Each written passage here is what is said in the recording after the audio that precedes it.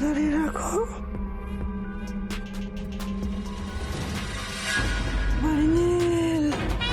আগের ছোঁয়া ধারাবাহিকের আজকের পর্ব।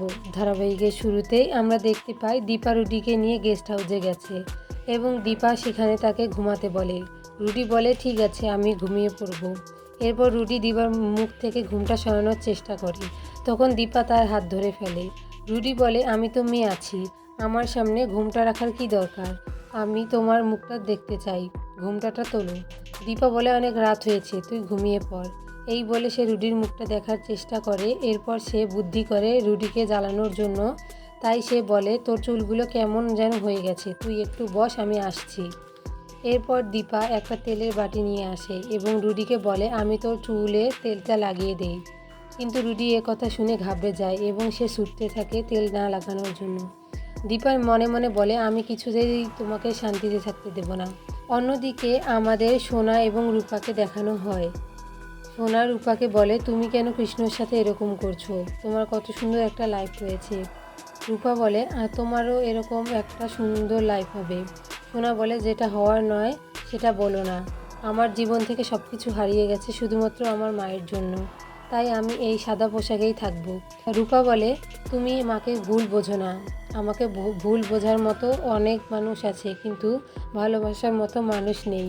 মা যা করেছে সব তোমার জন্য, তোমার ভালোর জন্যই করেছে। পরবর্তী সিনে আমাদের ড্রয়িং রুমে দেখানো হয়, সেখানে দীপা এবং রুডি তেল নিয়ে ছোটাছুটি করছিল। রুডিকে বিপদে ফেলার জন্য দীপা মেঝেতে তেল ফেলে দেয়, এতে করে রুডি পা স্লিপ করে পড়ে যায়।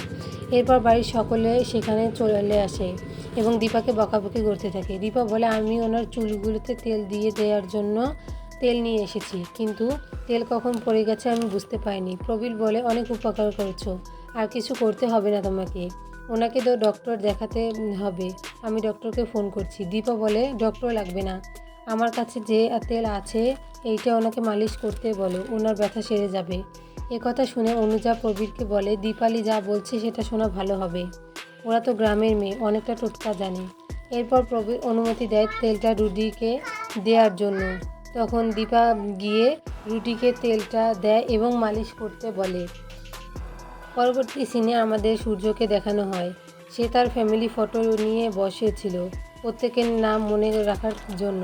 এরপর সেখানে দীপা দুধ নিয়ে চলে আসে। এবার সূর্যকে দুধটা দিয়ে বলে তুই সকলকে কেন ভুলে যাস।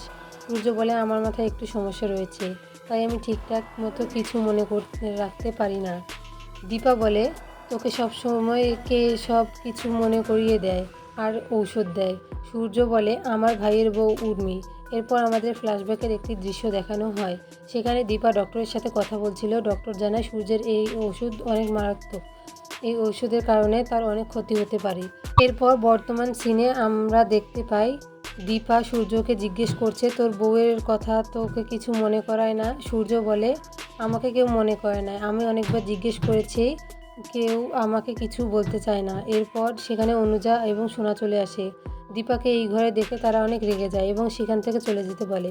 পরবর্তী সিনে আমরা দেখতে পাই দীপা ডাক্তারকে ফোন করে সূর্যের ঔষধের ব্যাপারে জানতে চায়। ডক্টর বলে এই ওষুধগুলো অনেক মারাত্মক, এগুলো তো অনেক আগেই ব্যান্ড হয়ে গেছে, এই ওষুধগুলো খেলে স্মৃতি আসবে আর যাবে, যত তাড়াতাড়ি সম্ভব এই ওষুধগুলো বাদ দিতে হবে, তা না হলে ওনার অনেক বড় ক্ষতি হয়ে যাবে। ডক্টরের মুখে কথা শুনে দীপা বলে না চাইতেও আমাকে কত কিছু করতে হচ্ছে। অন্যদিকে আমরা দেখতে পাই রুডি সোনাকে ইয়োগা শেখাচ্ছিল, সেটা দরজার আড়াল থেকে দীপা দেখতে পায়। এরপর সে সূর্যের কাছে চলে যায় এবং বলে তুই এত ভালো ইয়োগা করিস, তাহলে তোর মেয়েকে অন্য কেউ কেন শেখাবে, তুই তো শেখাতে পারিস। এরপর সূর্য সোনাকে ডাকে, তখন বাড়ির সকলে ড্রয়িং রুমে চলে আসে। সূর্য সকলকে বলে আজকে থেকে তোমরা সকলে আমার ইয়োগা প্র্যাকটিস করবে, আর আমি তো থাকতে সোনা তোমাকে অন্য কারো কাছে শিখতে হবে না। এই কথা শুনে তো রুডি মনে মনে বলে যাই করতে যাচ্ছি সব ভেস্তে যাচ্ছে।